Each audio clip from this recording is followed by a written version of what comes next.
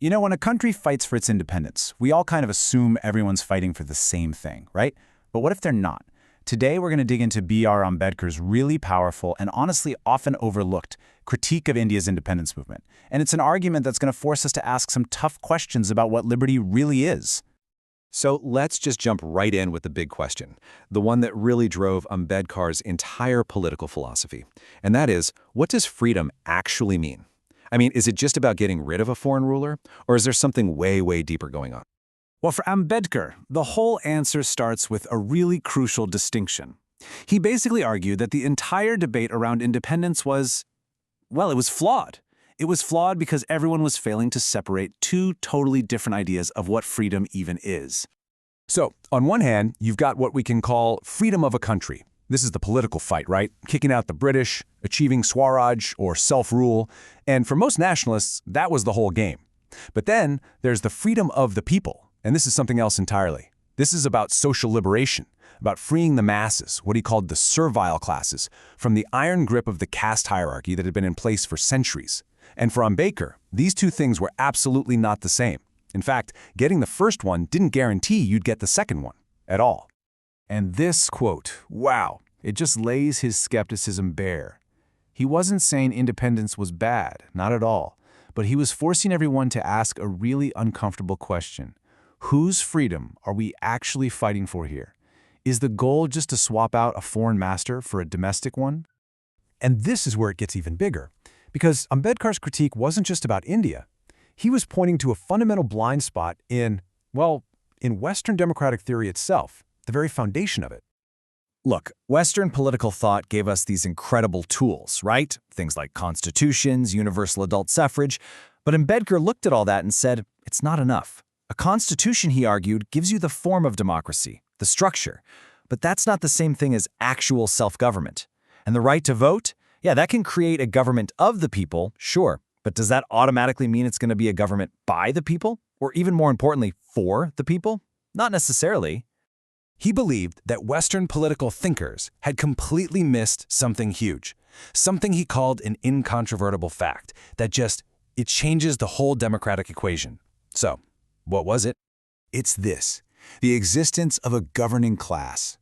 Ambedkar's point was that in pretty much every society, there's a specific group that is, historically destined to rule. And all these democratic tools, like voting, they don't just magically make that go away. No, that class just learns how to use the new system to hold on to its power. So for him, real democracy, that only starts when this entrenched class loses its grip.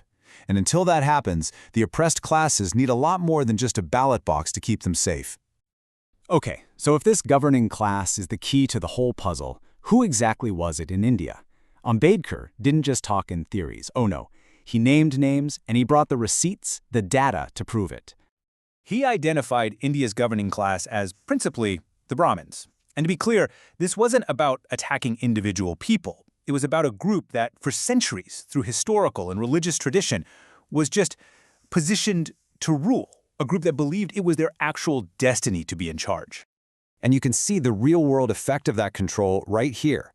The governing class basically had a monopoly on the machinery of the state. I mean, the data from that time is just staggering.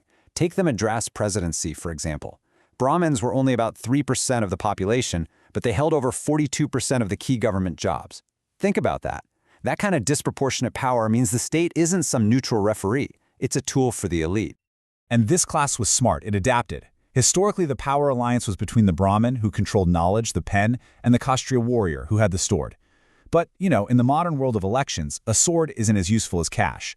So a new alliance was forged, the Brahmin with the Banya, the merchant class. So now you have the pen and money. That is a combination that is just perfectly built to dominate the new political game. But this is maybe the most chilling part of Ambedkar's entire argument. The real danger wasn't just that this class was in charge. It was what they believed. Their entire social philosophy was, as he saw it, completely and fundamentally against the freedom of anyone else. And hey, you don't have to take Ambedkar's word for it. Just listen to this quote. It's from Bal Gangadhar Tilak, one of the most famous nationalist leaders of the time. He said, flat out, that the job of the lower castes was just to obey the laws, not to help make them. I mean, This wasn't some hidden feeling. It was said right out in the open. So Ambedkar argued this wasn't just some random prejudice. It was an entire codified philosophy. He called it Brahmanism, that was built on a set of principles designed for one thing: total suppression. We're talking about graded inequality to keep the oppressed divided against each other, disarming the lower classes so they couldn't rebel, and systematically cutting them off from education, from property, from any and all access to power. It was a complete, deliberate system of control. This statement, it just perfectly captures that two-pronged attack of the governing alliance. The Brahmin, he argued, enslaves the mind. They do it with ideology, with social rules, defining what you can and can't even dream of. And then the Banya, the merchant class, comes in and enslaves the body with economic control.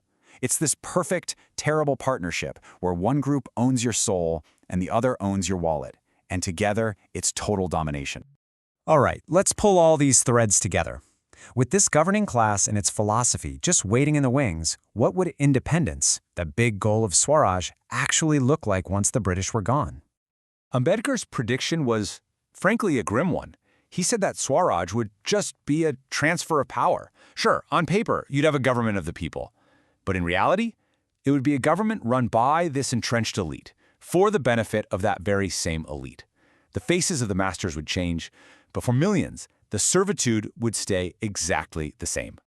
So, for the millions in the servile classes to ever experience real freedom, Ambedkar said there was one thing, just one, non-negotiable condition, and that was the total destruction of Brahmanism. And he was always clear, not as a community of people, but as a philosophy of life, as a social order.